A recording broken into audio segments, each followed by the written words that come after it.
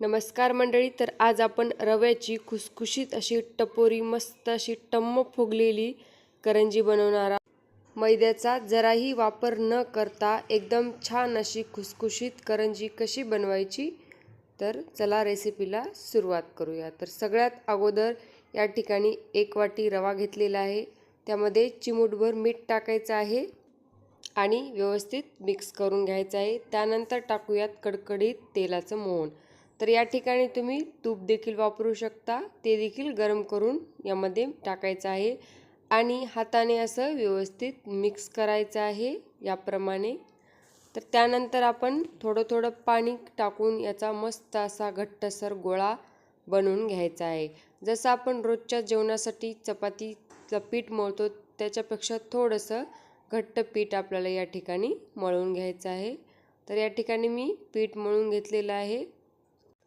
तर या पिठाला आपण एक अर्धा ते पाऊण तास आपण रेस्ट करण्यासाठी झाकून ठेवूयात आणि सारणाची तयारी करूयात. तर सारणासाठी या ठिकाणी मी 1 वाटी सुकं खोबरं किसून घेतलेलं आहे. तुम्ही ओल्या खोबऱ्याचा देखील वापर करू शकता किंवा एक असा खोबळा भेटतो तो देखील किसून वापरू शकता. तर याला मंद आचेवरती आपल्याला एक 5 ते 6 मिनिटे व्यवस्थित भाजून घ्यायचं आहे याप्रमाणे. तर खोबरं आपलं मस्त असं भाजलेलं आहे. तर एका ताटामध्ये काढून घेऊयात आणि त्याच तव्यामध्ये आपल्याला अर्धी वाटी रवा घालायचा आहे आणि रव्याला देखील व्यवस्थित भाजून घ्यायचं आहे. त्यानंतर घालूयात 1 चमचा खसखस आणि खसखस देखील व्यवस्थित भाजून घेऊयात आणि एका ताटामध्ये काढून घेऊयात.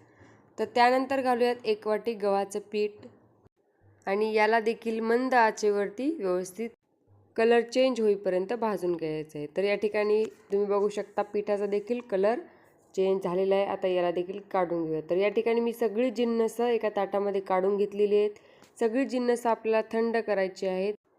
तर खोबरं जे आपण भाजून घेतलेलं होतं ते आपल्याला एका वेगळ्या ताटामध्ये काढून त्याला आपण हाताने असं क्रश करणार आहोत. त्यामुळे काय होईल की जेव्हा आपण करंजीत भरू तर तेव्हा ते चांगलं चविष्ट लागेल. तर या ठिकाणी सगळे जिन्नस मी आता एका बाउलमध्ये काढून घेते. जी आपण खसखस भाजून घेतली होती त्याला 1-2 मिनटं आपण मिक्सरला फिरवून घेऊयात आणि यामध्ये मिक्स करूयात. त्यामुळे काय होईल की ते थोडेसे दाणे दाणे याचे राहणार नाहीत. त्यानंतर टाकूयात बदाम आणि काजूचे काप, हे मी कापून घेतलेले आहेत. त्यानंतर टाकूयात बारीक करून घेतलेली साखरचं पीठ. तर या ठिकाणी मी मिक्सरला बारीक करून घेतलेली आहे साखर.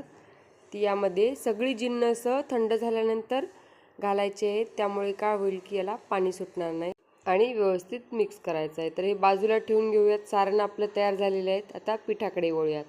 तर पीठसुद्धा आपलं व्यवस्थित मळलं आहे. आता या पिठाला आपल्याला मिक्सरच्या भांड्यामध्ये थोडं थोडं टाकून व्यवस्थित फिरवून घ्यायचं. 1-2 मिनटं फिरवायचं. आणि या ठिकाणी एक गोष्ट लक्षात ठेवायची आहे, पीठ आपल्याला एकदम मिक्सरच्या भांड्यामध्ये टाकायची नाही, त्यामुळे मिक्सर देखील बिघडू शकतो. तर थोडं थोडं करत पीठ आपल्याला टाकून व्यवस्थित मळून घ्यायचं आहे. तर यामुळे काय होईल की पीठ असं एकदम एकजीव होईल आणि एकदम त्याच्यामध्ये सॉफ्टनेस येईल. तर या ठिकाणी पीठ आपलं व्यवस्थित सॉफ्ट झालेलं आहे. आता एक गोळा घेऊयात. तर या पिठाचे मी अगोदर 3 गोळे करून घेते, म्हणजे आपल्याला सोपं जाईल. त्यातला एक गोळा घ्यायचा आहे आणि याची आता आपल्याला चपाती लाटून घ्यायची आहे.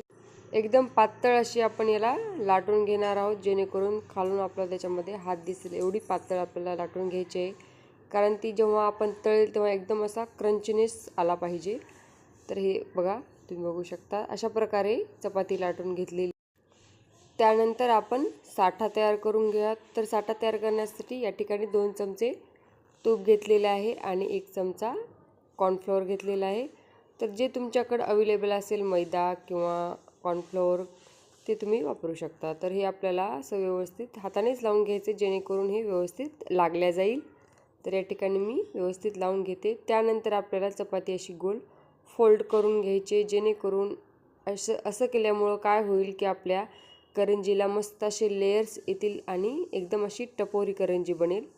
तर या ठिकाणी घेऊन थोडंसं हलकंसं दाबून याला हे करायचं आहे. त्यानंतर आपण याचे कट करून घेऊयात. जेवढी तुम्हाला आकाराची करंजी बनवायची आहे त्याप्रमाणे आपण याला कट करून घेऊयात आणि एक पारी लाटून घेऊयात. एकदम पातळ अशी पारी लाटून आपण या ठिकाणी घेऊयात अशा प्रकारे। तर या ठिकाणी पारी लाटून तयार झाली आहे, तुम्ही बघू शकता। अशी हातावर घेतल्यानंतर एकदम अशी पातळ आपली पारी तयार झाली पाहिजे। त्यानंतर आपण याला साईडने पाणी लावून घ्यायचं आहे, जेणेकरून आपल्याला फोल्ड केल्यानंतर हे पाण्यामुळे एकदम व्यवस्थित चिकटल्या जाईल। अशा पद्धतीने आपण त्याला ठेवून व्यवस्थित चिकटवून घेऊयात। तर अशा पद्धतीने आपली एक करंजी बनवून तयार झाली आहे। तर अशाच पद्धतीने मी सगळ्या करंज्या बनवून तयार करते व नंतर भेटते। तर या ठिकाणी मी सगळ्या करंज्या बनवून घेतलेल्या आहेत। आता आपण याला तळून घेऊयात। तर तळण्यासाठी मी अगोदरच तेल गरम करण्यासाठी ठेवलं होतं। तर या ठिकाणी तळत असताना आपलं तेल हे एकदम जास्त गरमही नाही आणि जास्त थंडही नाही, एकदम मीडियम फ्लेमवरती तेल आपल्याला गरम करून घ्यायचे। त्यामुळे काय होईल की करंज्या आपल्या व्यवस्थित तळल्या जातील। तर या ठिकाणी तुम्ही बघू शकता मस्त अशा करंज्या आपल्या फुगलेल्या आहेत। तर आता आपण याला काढून घेऊयात आणि करंज्या तुम्ही कोणत्याही कलरवर तळू शकता, पांढऱ्या किंवा या प्रकारे ब्राऊन कलरवर, ज्या तुम्हाला हव्या आहेत। तर अशा पद्धतीने मी सगळ्या करंज्या बनवून घेतलेल्या आहेत। तर कशी वाटली करंजीची रेसिपी नक्की कमेंट करा।